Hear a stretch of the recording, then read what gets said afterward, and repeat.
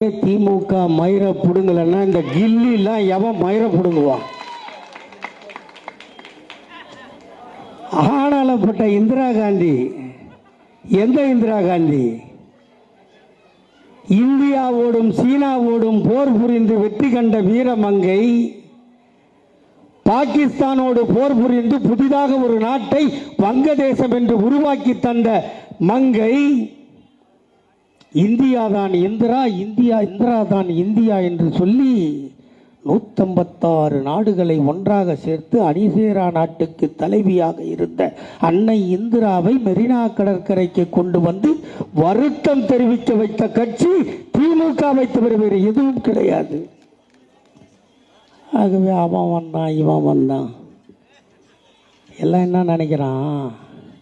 நேராக கிளம்புறது, நேராக வரணும், கட்சி ஆரம்பிக்கணும், 26 எலெக்ஷன் நிற்கணும். என்னப்பா 24 ஒரு எலெக்ஷன் இருக்குதே? No no no no no, I don't want 2024, only 2026. நிற்கிறோம், அடிக்கிறோம், முதலமைச்சர் சீட்டில் உட்காந்துக்கிறோம். நாங்கள் 75 வருஷமாக கட்சி நடத்திட்டு குச்சி ஐஸ் வாங்கி சப்பிட்டு போகணும். இதுக்காடா கட்சி நடத்துகிறோம்? இதுக்கா கட்சி நடத்துகிறோம்? பேரை மட்டும் பெருசாக வச்சுக்கிறதா? ஏண்டா அவருக்கு அவங்க அப்பா பேரும் தெரியும், தாத்தா பேரும் தெரியும், வச்சுக்கிறாரு. தெரியலன்னா உங்கள் ஒப்பங்கிட்ட கேள்றா லபடைக்கப்பால். அங்கே தானே கேட்கணும். உன் பேரையே முழுசாக உன்னால் சொல்ல முடியாது.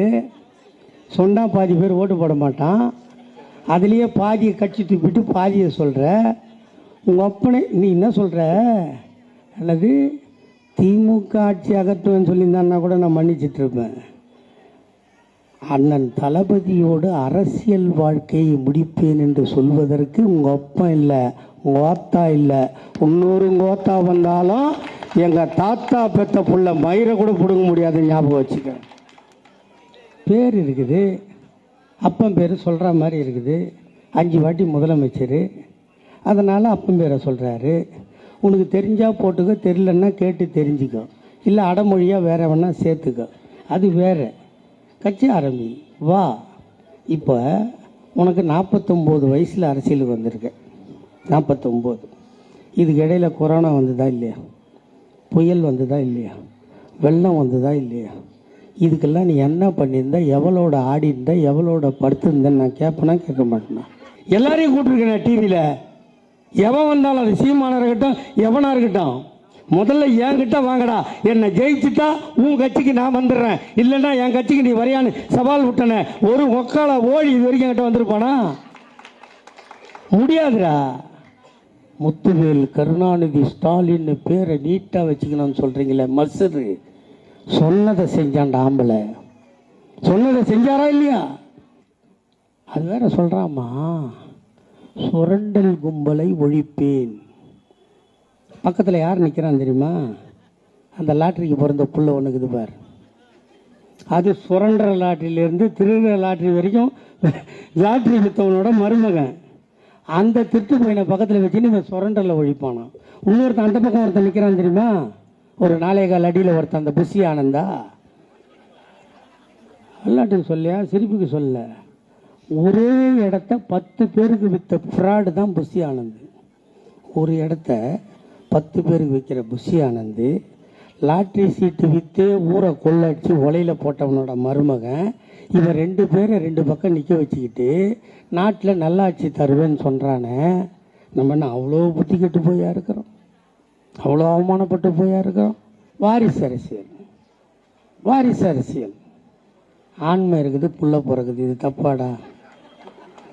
இப்போ ஒருத்தர் 2 பை தூக்கிட்டு போகிறான்னு வச்சுக்க சாமி, பாவம் பார்த்து ஒரு பை வாங்கிக்கலாம்.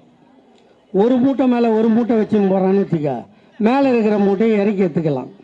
ஏன்னா புள்ள பார்க்கறதுக்கு அர்த்தம் வந்து உதவி பண்ணுற வேலையா அது? அர்த்தம் வந்து உதவி பண்ணுவோமா? அதுக்கு அவமானம் இல்லை. எங்களை பார்த்து வாரிசு அரசியல். எங்கள் ஐயா கலைஞருக்கு ஆண்மை இருந்தது, எங்கள் அண்ணன் தளபதி பிறந்தார், தளபதிக்கு ஆண்மை இருந்தது, அண்ணன் உதயநிதி பிறந்தார், உதயநிதி ஆண்மை இருந்தது, இந்திரநிதி பிறந்தார். உங்களுக்கு இல்லைன்னா என்கிட்ட கேளுங்க, ஒரு லெட்ரு தரேன், மாசு அண்ணன் போய் பாருங்க. இப்போ அரசாங்கமே கருத்தரிப்பு மையம் ஸ்டார்ட் பண்ணிடுச்சு. ஏன் எங்களை பார்த்து வயிற்றுல வச்சுக்கிறீங்க? அதிமுக ஒரு இலையே சசிகலா கிளம்பி போயிடுச்சு, ஒரு இலையே பன்னீர்செல்வம் கிளம்பி போயிட்டான். காம்பை மட்டும்தான் வச்சுருந்தான் எடப்பாடி பழனிசாமி. அந்த காம்புலையும் பாதியை செங்கோட்டையும் கிள்ளிட்டான். இப்போ என்ன மசுரை வச்சு நீ ஓட்டு கேட்ப சொல்லுமா?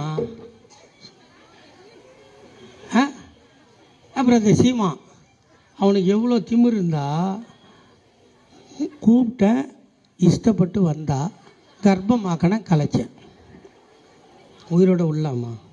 இப்போ நான் இவ்வளோ கத்துறது உனக்காக இல்லை. ஒருவேளை இங்கே சீமானோ விஜய் கட்சிக்காரனோ இந்த நான் பேசுகிற ரோடுக்கு வந்தப்போ சிவாஜி கிருஷ்ணமூர்த்தி சொன்னதை கேட்டு ஒரு அம்மா முறத்தாலேயே தொடப்பத்தாலேயே அடிச்சுது அப்படின்னு செய்தி வந்ததுன்னு வச்சுக்க, அதுதான் நான் செஞ்ச பாக்கியம். இப்போ என்ன சொல்கிறான்?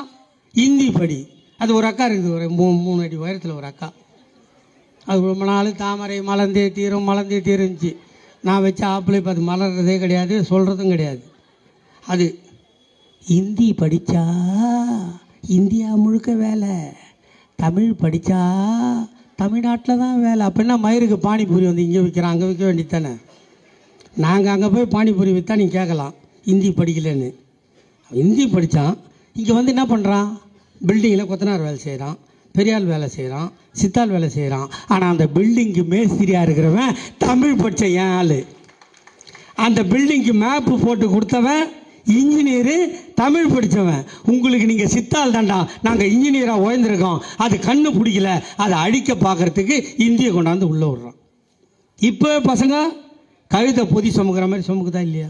பள்ளிக்கூடம் போகிற பசங்க, பொம்பளை பசங்கள்லாம் பாரு, அந்த +1 +2லாம் பேக்கை கைட்டு வச்சாலும் அது குஞ்சிக்கினே தான் போகும். ஏன்? பொதி.